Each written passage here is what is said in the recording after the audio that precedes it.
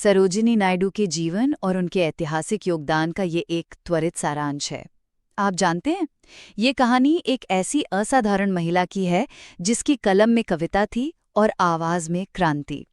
उन्होंने अपने शब्दों से सीधे ब्रिटिश सत्ता को चुनौती दी थी और उनकी इसी अद्भुत काव्य प्रतिभा के कारण ही तो उन्हें भारत कोकिला कहा गया। पहला अहम पहलू उनके शुरुआती जीवन और साहित्यिक प्रतिभा से जुड़ा है। जरा सोचिए, 13 फरवरी 1879 को हैदराबाद में जन्मी सरोजिनी ने महज 13 साल की उम्र में 1300 पंक्तियों की एक पूरी कविता लिखकर सबको हैरान कर दिया था।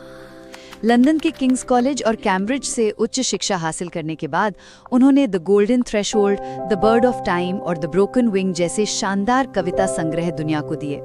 दूसरा, आज़ादी की लड़ाई में उनकी जबरदस्त भूमिका।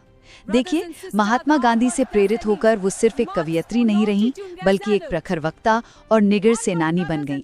सविनय अवज्ञा आंदोलन और नमक सत्याग्रह में उन्होंने हिस्सा लिया, कई बार जेल भी गईं, लेकिन सबसे खास बात ये रही कि उन्होंने घर की चार दीवारी में रहने वाली आम महिलाओं को आज़ादी की लड़ाई में शामिल होने के लिए प्रेरित किया।